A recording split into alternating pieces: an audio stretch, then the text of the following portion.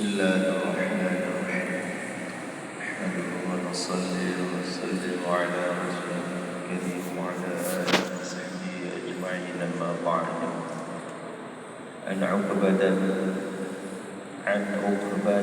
بن عامر عن النبي صلى الله عليه وسلم قال إذا رأيت الله عز وجل يعذب العبد من الدنيا على معاصيه ما يحب فإنما هو استدراج. ثم تلا الرسول صلى الله عليه وسلم فلما نسوا ما ذكروا به فتحنا عليهم وكل شيء حتى إذا بلغوا بما أوتوا أخذهم بغتة فإذا هم مبلسون.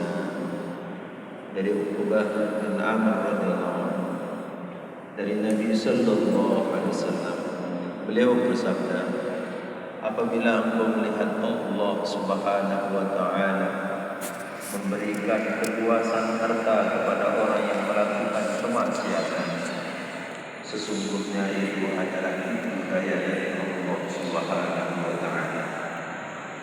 Kemudian beliau membaca ayat Al-Qur'an,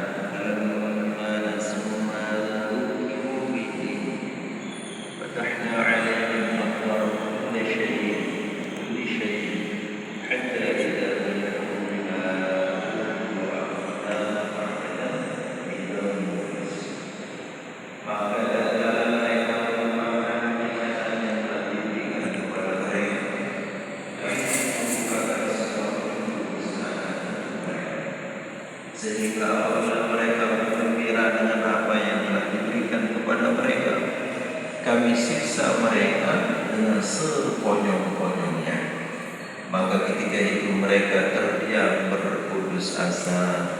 Al-An'am ayat 4. Keterangan dalam ayat-ayat sebelumnya, Allah Subhanahu wa taala telah menceritakan secara umum tentang tindakannya terhadap umat-umat terdahulu. Adapun terjemahannya secara ringkas sebagai berikut. Dan sesungguhnya kami telah mengutus rasul-rasul kepada umat-umat yang sebelum kamu. Kemudian kami siksa mereka dengan menimpakan kesengsaraan dan kemelaratan, supaya mereka bermohon kepada Allah dengan tunduk merendahkan diri. Maka mengapa mereka tidak memohon kepada Allah dengan tunduk merendahkan diri? Bahkan hati mereka telah menjadi keras. Dan setan pun menampakkan kepada mereka kebaikan apa yang selalu mereka kerjakan. Maka tatkala mereka melupakan peringatan yang telah diberikan kepada mereka, kami membukakan semua pintu-pintu kesenangan untuk mereka. Sehingga apabila mereka bergembira dengan apa yang telah diberikan kepada mereka, kami siksa mereka dengan sekonyong-konyongnya. Maka ketika itu mereka berputus asa. Maka orang-orang yang zalim itu dimusnahkan sampai ke akar-akarnya. Segala puji bagi Allah Tuhan semesta alam.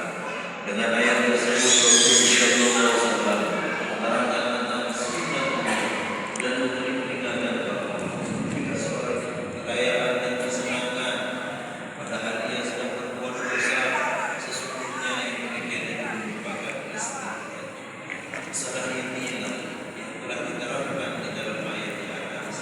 Pada ayat-ayat yang lain juga terdapat peringatan mengenai kesalahan, bahwa sesungguhnya yang demikian itu sama dengan apa yang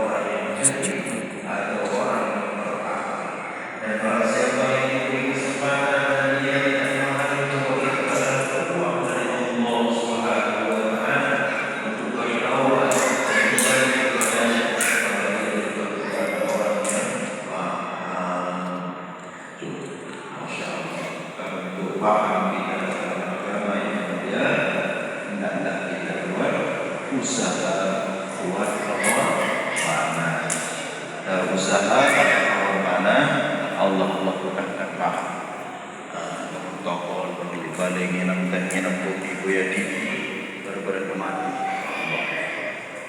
paham ini baik jangan sampai beberapa majelis suatu